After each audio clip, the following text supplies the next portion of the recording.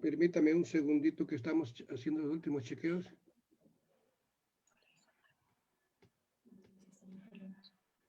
¿Qué tal, amigos? Una edición más de su programa Punto de Vista Global que se transmite desde Nueva York. Hoy, como ya es costumbre, pues seguimos recibiendo a los candidatos para representarnos en la Asamblea Nacional y también en la carrera para dirigir al país como presidente y vicepresidente. En esta ocasión, nos es grato presentar a la señora Margot Hernández, quien es candidata por las listas 20 Democracia Sí, en representación de la provincia del Pichincha. Margot, bienvenida. Muchísimas gracias por estar en nuestro programa. Muchísimas gracias a toda la radioaudiencia y teleaudiencia en Estados Unidos. Para mí es un honor y poder estar con ustedes y sobre todo conversar sobre lo que está pasando en nuestro país y qué es lo que proponemos como Democracia Sí. Margot, quiero dar inicio. ¿Por qué considera usted que la gente tiene que dar el voto a usted como persona, a usted como representante? Bueno, nosotros como Democracia Sí, mi persona como candidata a la Asamblea, está proponiendo 3 ejes primordiales que hay que en este momento hacer en el país para poder reactivarlo. El Ecuador necesita una reactivación urgente que nos lleve a un desarrollo económico con justicia social. Y para esto, como primordial, nosotros consideramos la reactivación desde nuestras raíces con la revisión de todo lo que tiene que ver con la legislación productiva que hay en el país, iniciando con las reformas a la ley de desarrollo agropecuario que permitan que los productores del campo, los productores agrícolas, puedan acceder a créditos baratos, a mercados, a sistemas de comercialización y sobre todo a la cohesión social, que es muy importante. Al ser un país muy pequeño y productores pequeños, necesitamos unirnos y proyectarnos por mercados nacionales e internacionales. El segundo eje que estoy planteando como primordial es el tema de turismo. Al ser Ecuador un mega diverso y con todo un corredor amplio de atractivos turísticos, es necesario hacer una ley de turismo que desarrolle el país desde productos, no desde ciudades, sino productos que podamos ofrecer al mundo. Y no solamente al mundo, sino a nuestro propio país. Nosotros tenemos que conocer nuestro país para ser los primeros en ofrecerlo al mundo. Y el tercer eje que hemos visto una vez que hemos visitado hasta el último rincón de nuestra provincia de Pichincha, es que a partir de la pandemia y de la crisis económica que viene llevando adelante, que está pasando el Ecuador, existe una nueva realidad, que es la realidad de los de la economía de a pie. Mucha gente, los ecuatorianos honestos, honrados, salen todos los días a ver cómo se ganan el sustento del día para poder regresar a sus casas tipo 2, 3 de la tarde a parar la olla para dar de comer a sus hijos. Y es una realidad que es una obligación de los ecuatorianos y una obligación de los legisladores el visibilizarlos y el buscar una alternativa para darle seguridad en el trabajo y sobre todo acceso a financiamiento a estos pequeños y microemprendimientos. Son 3 ejes importantes que considero son prioritarios de este momento para el Ecuador y deben ser tomados muy en serio por los que estamos postulando para la legislatura y luego un acuerdo nacional para que esto se dé rápidamente. Pero ¿no considera usted que en este momento la prioridad sería la salubridad? ¿Cuál es el proyecto de ley que tienen ustedes? ¿En qué tiempo está? Voy a ser más preciso. ¿En qué tiempo ustedes consideran o garantizan que existirá esa vacunación a nivel nacional? No, nosotros como Democracia Sí, Gustavo Larrea y Alexandra Peralta han sido muy claros. La vacunación es una prioridad. Consideramos que la vacunación es una prioridad para garantizar la seguridad de la familia y sobre todo garantizar el desarrollo y reactivación económica sin que tengamos los ecuatorianos protegidos del COVID. No vamos a poder reactivar nuestro país. ¿En qué tiempo consideran o en qué tiempo tienen planificado cubrir toda la extensión del territorio ecuatoriano con la vacunación? Bueno, a partir de que nosotros seamos gobierno, nosotros planificamos que no debería pasar más allá de los 6 meses con todos los esfuerzos que tenemos que hacer, debido a que sí existe todo el sistema de salud, tanto público como privado, que pueda unir esfuerzos y lograr que esto se dé. Necesitamos, y lo hemos planteado desde el Ejecutivo, desde los candidatos al Ejecutivo, una liberación de la vacunación para el sector privado, sea un ente que también lo pueda ejecutar y pueda ofrecer la vacuna. El que pueda pagar, lo pague, y el que necesita que el Estado lo pague, deberíamos ir por esa línea. Y nosotros como asambleístas responsables del país, de todas las tendencias políticas que lleguemos a la asamblea, debemos trabajar para que eso se dé y fiscalizar que se lo dé transparentemente y adecuadamente. Ustedes están súper convencidos, la percepción de ustedes que han recorrido las calles, que han recorrido diferentes lugares, están súper convencidos de que serán gobierno. Nosotros estamos convencidos que nuestra propuesta es la mejor propuesta, la más viable, que fue planteada desde cuando se presentó y se registró la candidatura de Gustavo Larrea. No hemos cambiado ni hemos improvisado. Es muy bien trabajada, muy bien pensada. Tenemos todo el cómo y el cuándo hacer. Pero ¿cuál es la percepción que tienen ustedes de la gente? ¿Hay apoyo, no hay apoyo? ¿Cómo está la gente manifestándose a favor o en contra de ustedes? A partir del debate, a partir de conocer realmente cómo es Gustavo, la propuesta clara y concreta que tenemos, que lo han ratificado en todo el país, la gente está abierta, la gente ya reconoce quién es democracia, sí, ya reconoce a su máximo líder, Gustavo Larrea, y sobre todo a nuestra vicepresidenta, que será la encargada de llevar adelante la reactivación productiva desde el agro con el salto hacia la agroindustria. Entonces, eso me lleva a mí a la pregunta, ¿con qué compañías, con qué farmacéuticas tienen ya conversaciones, entendiendo que prácticamente les quedaría febrero, marzo, abril y mayo ya estarían asumiendo como gobierno? ¿Con qué compañías, con qué farmacéuticas tienen conversaciones ya para que pueda suministrar al Ecuador esas cantidades que se requiere de vacunación? Es un trabajo que no le corresponde al legislativo, que lo tiene, que le lleva adelante el ejecutivo, Me pero imagino que ustedes como bloque como bloque de democracia sí habrán conversado. hemos conversado. Vamos a apoyar a que se puedan registrar los laboratorios que quieran registrarse en el país. Como tú sabes, para poder ingresar la vacuna al Ecuador tiene que estar registrada. Nosotros vamos a exigir que el gobierno actual haga una apertura de registros para que los laboratorios estén debidamente registrados y pueda haber una vacunación masiva y una vacunación rápida, con vacunas garantizadas y que den la seguridad al ciudadano ecuatoriano de que esa vacuna le va a proteger. Ese es nuestro objetivo, darles garantía de que la vacuna que entre al Ecuador sea la de mejor calidad y la adecuada para combatir el virus, con un acompañamiento sobre comportamiento del virus en el país para estar pendientes de cómo se va desarrollando toda esta. Tú sabes que manejar un virus no es tan fácil y debe ser monitoreado permanentemente, y a eso le vamos a apuntar, y estamos como bloque y como democracia, sí, independientemente de los resultados, nosotros vamos a trabajar para que el Estado ecuatoriano, el gobierno ecuatoriano en este momento dé los pasos necesarios a que el Ecuador tenga una vacunación segura.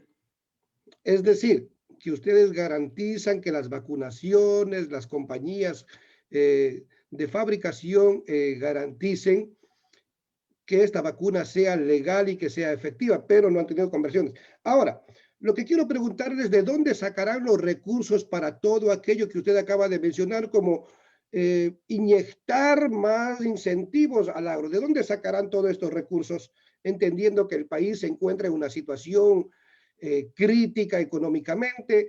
Sobrepasamos el 60% del desempleo informal. Bueno, nosotros como democracia sí estamos planteando la creación de un Fondo Nacional de Reactivación Productiva y de Desarrollo Productivo.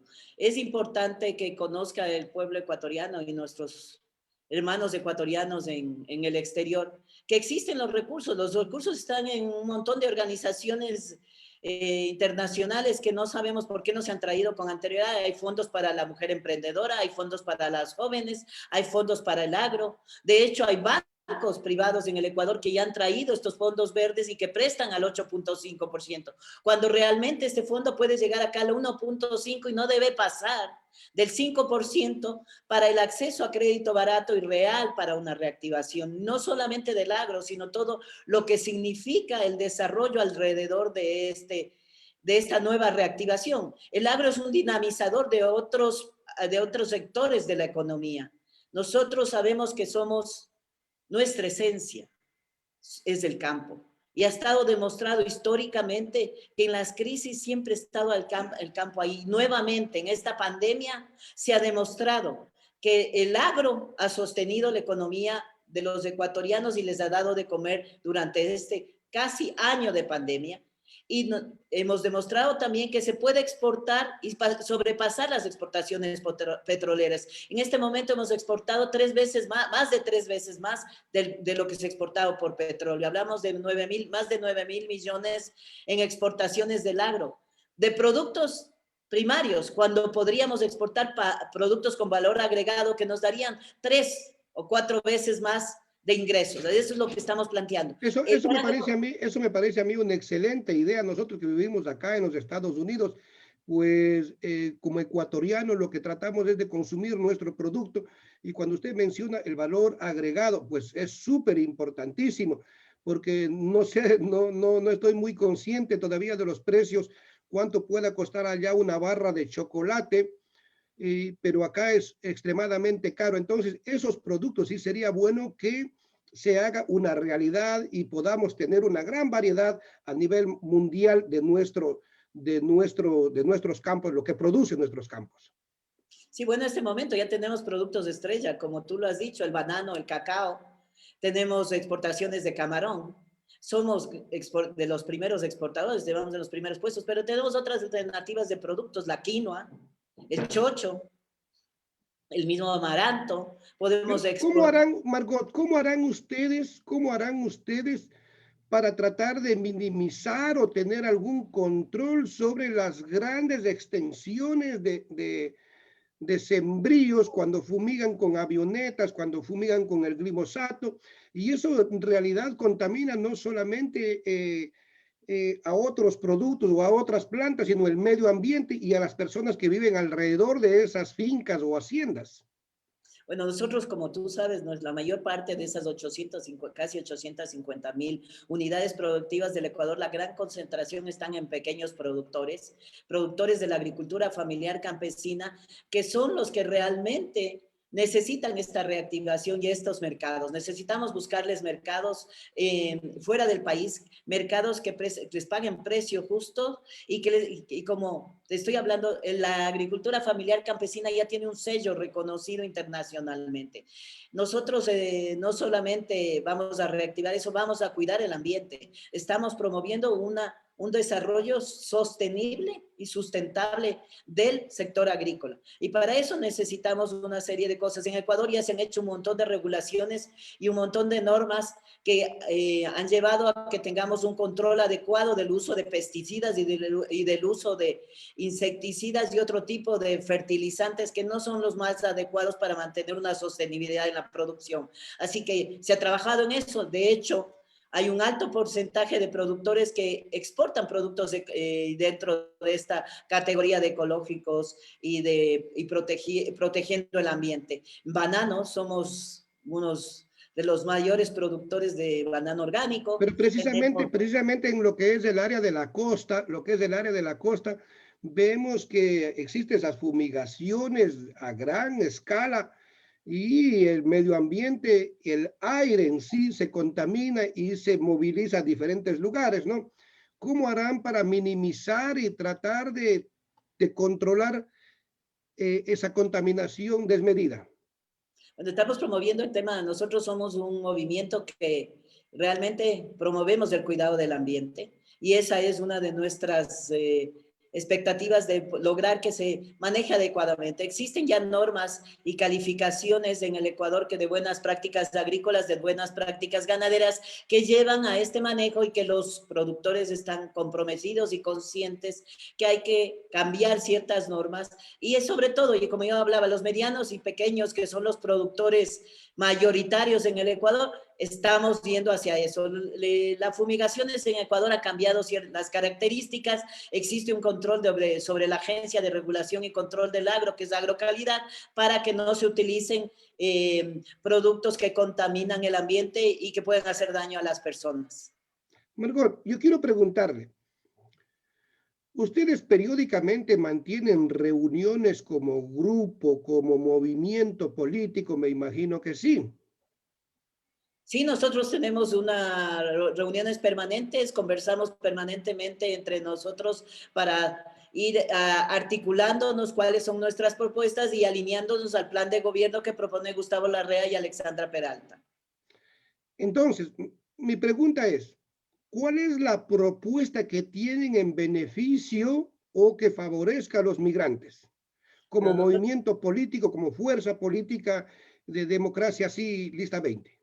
Bueno, nosotros como usted sabe, Ecuador ha recibido mucho aporte de los migrantes, de los ecuatorianos en el exterior para poder sostener la economía del país en épocas críticas. Creo que las remesas de los migrantes son muy importantes y por ende nosotros vamos a hacer reformas a la ley de movilidad humana, vamos a trabajar en una propuesta que está ahí desde hace algún tiempo, que es el Banco del Migrante, para que los migrantes retornados realmente tengan un mecanismo de articulación y de reinserción en la sociedad ecuatoriana. ¿Cómo funcionaría este Banco del Migrante? ¿Cuál sería Realmente, cuál sería el beneficio que tendría el migrante? ¿Y qué pasa con los migrantes que vivimos acá, que no queremos regresar por ahora?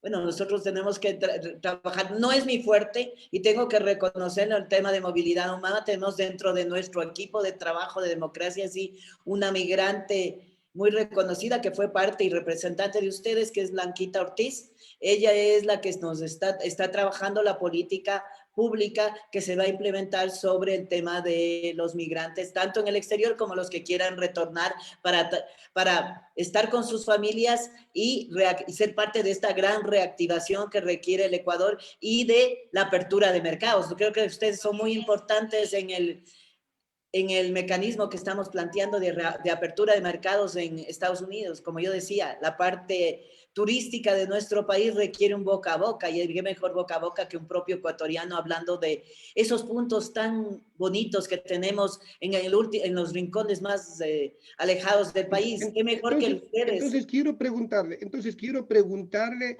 para ir ya directamente, como dice usted, que no es su fuerte las políticas internacionales que benefician al migrante. Vayámonos dentro del territorio.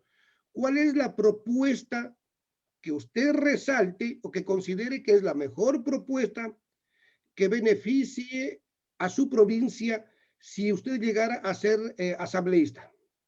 Bueno, la mejor propuesta es la reactivación del Ecuador desde el agro y dar el salto hacia la agroindustria. Nosotros tenemos que volver en nuestras raíces y para eso tenemos que reformar varias leyes, como lo había dicho en un principio, el Código de la Producción, la Ley de Desarrollo Agropecuario. Necesitamos reformar el sistema financiero del país para que las tasas de interés bajen. ¿Por qué tienen que bajar? Con la venida de inversión extranjera, con la venida de la banca internacional al Ecuador a romper esta hegemonía de los banqueros que lo único que han hecho en esta pandemia es enriquecerse mucho más de lo que ya son y realmente poder reactivar el país con educación, volver al bachillerato técnico, retomar las escuelas comunitarias. Tenemos 100.000 niños que han dejado de entrar a la educación básica. Tenemos bachilleres que no han podido entrar a la universidad porque el examen ser bachiller no les permite, cuando la educación es libre. O sea, usted dice que Gratuita. volverían en el sistema educativo, volverían a las escuelas unidocentes. No, volveríamos a reabrir las escuelas comunitarias porque el gran problema de este momento están sufriendo. No le entiendo muy bien cuando dice escuelas comunitarias. ¿A qué se refiere, por favor, si me ayuda? Hay un montón de niños que no han podido ir a la escuela, a las unidades educativas que se crearon, las unidades del milenio, porque están muy alejadas del territorio donde ellos habitan. Muchos de ellos tienen que recorrer 20, 30 kilómetros y los padres no tienen la seguridad que sus niños puedan llegar a tiempo ni seguros, porque no existe un transporte que les vincule a la escuela. Entonces necesitamos reactivar esas escuelas comunitarias con una educación de calidad y adecuada a la realidad que existe. Y este momento la conectividad también en el país tiene que ser reforzada porque podemos fortalecer también áreas rurales muy alejadas con educación online, pero no la básica realmente tiene que ser presencial porque es la esencia de la formación. Necesitamos volver a instaurar en el país los valores y los valores tenemos que darlos desde los niños que van en los primeros años del colegio. Tenemos que conocer nuestro país, su geografía, la cultura, nuestros ecuatorianos, ustedes que están lejos más que nada saben cuánto uno ama la tierra cuando está alejado de ella y cómo la ve, cómo la quiere, cómo la siente. Eso lo tenemos que incentivar en nuestros niños, en nuestros adolescentes, los valores y Porque darles mecanismos para yo estoy educación. muy de acuerdo, yo estoy muy de acuerdo en eso, que incluso para poder sentir ese calor humano, esa presencia del compañero, de la compañera, pero no es mucho más fácil y más factible, y eso me invita a mí a pensar que incluso tendrían otro nivel competitivo a nivel internacional si proveemos, qué sé yo, de transporte, si proveemos de ciertas facilidades a los estudiantes para que puedan llegar ya a esas escuelas que menciona usted, las escuelas del milenio. Bueno, tenemos que revisar, hay muchas escuelas del milenio que se construyeron y en este momento están cerradas. En las últimas décadas se han reducido el número de profesores. Todo eso requiere una evaluación y un diagnóstico real y mucha información. Tenemos que llegar a ser gobierno para que se facilite, porque hay mucha información que no es tan fácil que la obtengamos en este momento o que sea realmente la realidad que pasa. Uno que ha recorrido lugares como Nuevo Ecuador, que están en la frontera entre Esmeraldas y Pichincha, se da cuenta que el campo es diferente, que esos rincones, el niño no ha podido ir a la escuela porque primero, las vías no son de buena calidad, no hay transporte normal, necesitaríamos establecer desde la estructura educativa un sistema como existe en otros países, como ustedes conocen en Estados Unidos, el tema de los circuitos educativos sí funciona porque tienen una estructura vial y una estructura de transporte y una asignación presupuestaria adecuada y a tiempo de acuerdo a la calidad de las escuelas. O sea, todo eso requiere realmente llegar ahí y profundizar mucho más de lo que tenemos ahorita de información, pero consideramos que es importante que los niños tengan la estructura para estudiar. Que luego tengamos que hacer algunos ajustes dentro de nuestra propuesta, lo vamos a hacer. Y eso solo nos dará las vivencias el momento que seamos gobierno. Y como asambleístas lo que tenemos que hacer es llegar a que el acuerdo nacional legislativo realmente vaya a trabajar por esos niños, por esos agricultores, por los estudiantes universitarios, por los migrantes. El acuerdo nacional no es ir a trabajar por cada uno de los asambleístas, sino por el Ecuador, por ese Ecuador que soñamos, por ese Ecuador que tenemos, que es nuestras raíces, ese Ecuador que nos dio la vida. Margot, ¿cómo enfrentar la inseguridad a nivel nacional? Como lo ha dicho Gustavo Larrea, no es cuestión de armar a todos los ecuatorianos. La seguridad tiene que ser fortalecida desde los entes que tienen que dar seguridad.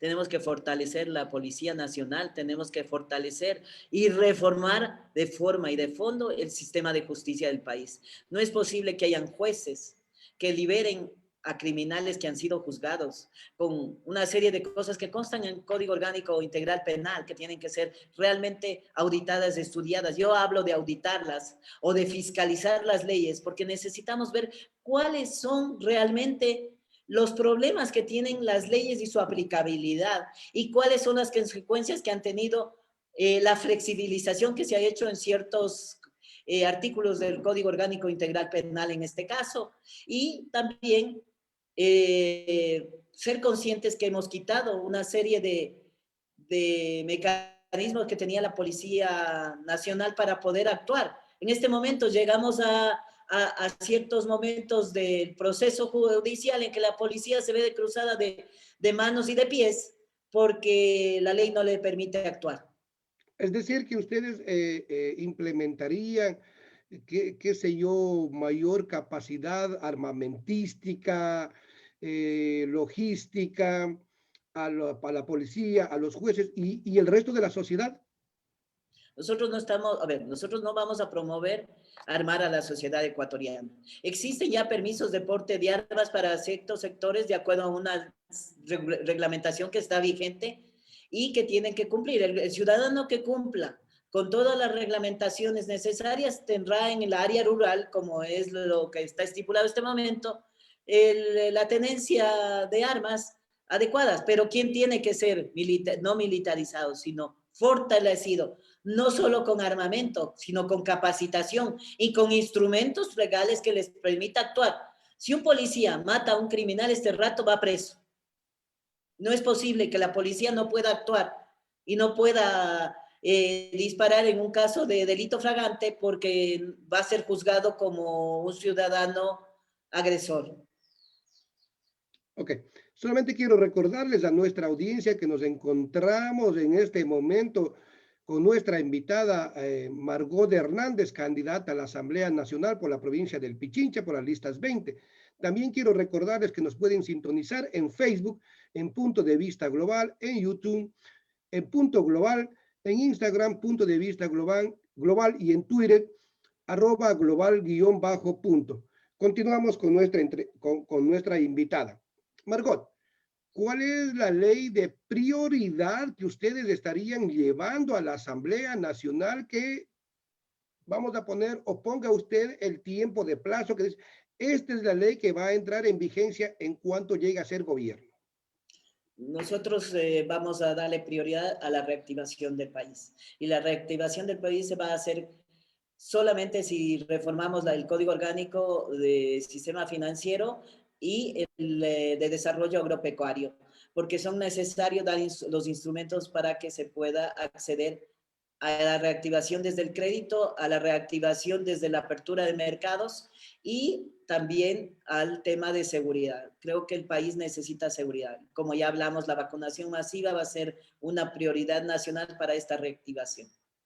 Margot, como mujer, ¿cuál es la propuesta, cuáles las propuestas o la propuesta que llevará usted a la Asamblea Nacional en el caso de ser electa para erradicar, de ser posible, o minimizar el índice de femicidios que existen en el país? Nosotros hemos trabajado en una propuesta para darle el empoderamiento necesario a la mujer a través de el acceso a crédito para hacer emprendimientos. Las mujeres en la pandemia hemos demostrado en el Ecuador, y si usted camina a las calles se dará cuenta que en cada rincón, en cada zaguán, como le llamamos aquí, encuentra una mujer vendiendo o comercializando algún producto. Necesitamos fortalecer. Está comprobado que si la mujer es un actor activo de la economía, va a tener protección desde el Estado. Vamos a también a incentivar que en cada cantón, en cada recinto exista el acceso a asesoramiento legal para poder denunciar cualquier tipo de accionar en contra de la mujer. Nos basamos nosotros en nuestras propias estadísticas y vemos que el partido Democracia Sí no está entre los favoritos. Son nuestras encuestas propias, no nos basamos en las que salen en otros medios de comunicación o las fake news, no está entre los favoritos. ¿Con Bueno, quién se aliarían ustedes en el caso de no llegar a ser gobierno? ya. De acuerdo a lo que nosotros vemos, nosotros no creemos en las encuestas y está demostrado, no nos daban nada de credibilidad en las seccionales, sacamos 34 alcaldías, 6 prefecturas, más de 1,5 millones de votación. Estamos aquí por una propuesta clara, concreta, viable, y estamos esperando que sea el 7 de febrero que dirá realmente esa es la mejor encuesta que tiene el país. Aquí estamos para luchar por los ecuatorianos, por ese Ecuador que soñamos. Realmente no, las encuestas en los últimos años han tenido fallas. Como normal. Solamente quiero agradecer a nuestra audiencia que se está comunicando con nosotros. Nuestro compromiso es con ustedes. No tenemos compromiso alguno con ningún partido político, no tenemos compromiso con ninguna entidad que nos que nos pueda financiar. Nuestro compromiso es con ustedes. Muchísimas gracias por seguirnos en nuestras redes sociales. Margot, mi pregunta es la siguiente.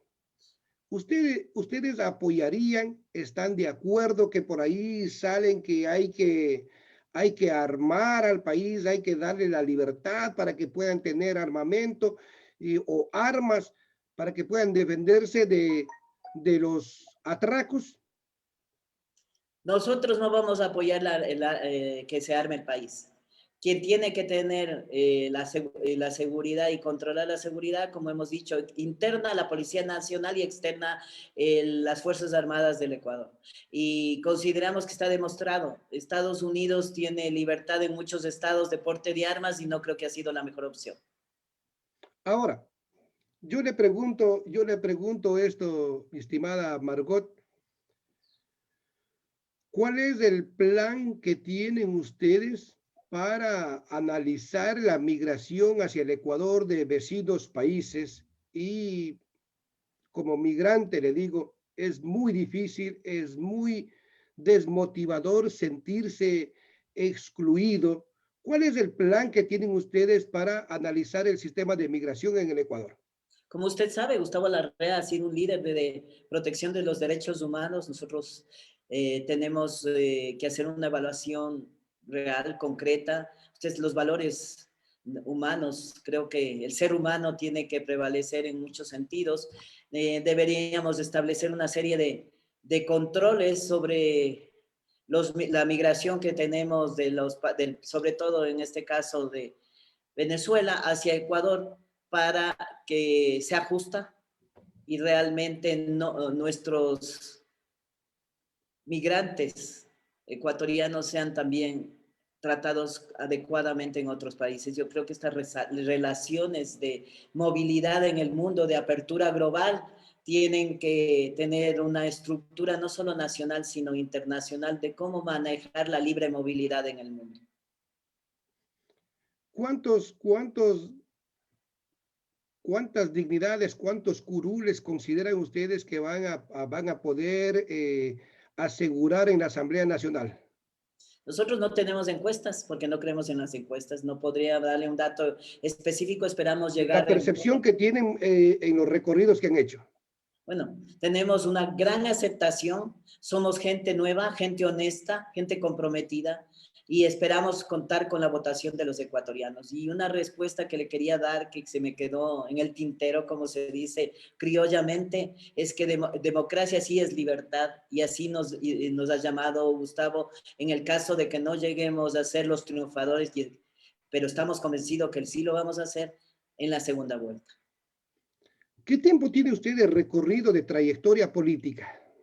Bueno, yo no soy una política, soy una mujer agricultora que creció de la mano de sus padres cosechando papas y ordeñando vacas y que ellos me dieron la educación que yo tengo gracias a la producción del campo. Simplemente soy una comprometida, una ecuatoriana que quiere cambiar este país porque ya basta de la corrupción, ya basta de gente que trabaje por sus beneficios personal. Necesitamos una voz en la asamblea, una voz como la de democracia, sí, que trabaja por los ecuatorianos, que propone un plan para la reactivación de cada uno de los ciudadanos del Ecuador y de sus migrantes que se encuentran en todo el mundo y que han sido actores principales en muchas economías. ¿Cómo harán ustedes para poder llevar a buen puerto o cristalizar sus propuestas de campaña si no llegan a ser mayoría en el legislativo? Bueno, nosotros vamos a trabajar para que nuestras propuestas, que son propuestas de los ecuatorianos, de los ciudadanos, porque la hemos construido recorriendo el Ecuador, recorriendo del Carchi al Macará, de extremo a extremo, de norte a sur, de este a oeste, el Ecuador, con los ecuatorianos, con el ecuatoriano de las ciudades, con el ecuatoriano rural. Así hemos construido nuestras propuestas y así las llevaremos adelante en la Asamblea, demostrando que son las necesidades del ciudadano ecuatoriano. de no tener el gobierno, de democracia, sí, y ustedes de estar en el legislativo, ¿serán oposición del gobierno o apoyarán o cómo llegarán a esos acuerdos? Nosotros llegaremos a los acuerdos con los ciudadanos ecuatorianos. Pelearemos porque los ciudadanos ecuatorianos tengan bienestar y prosperidad. Pero los ciudadanos ecuatorianos no construyen las leyes ni reforman las leyes en lo absoluto. Son ustedes los representantes los que redactan y construyen. Eh, ¿Cómo harían ustedes para, en el caso de que no tengan gobierno?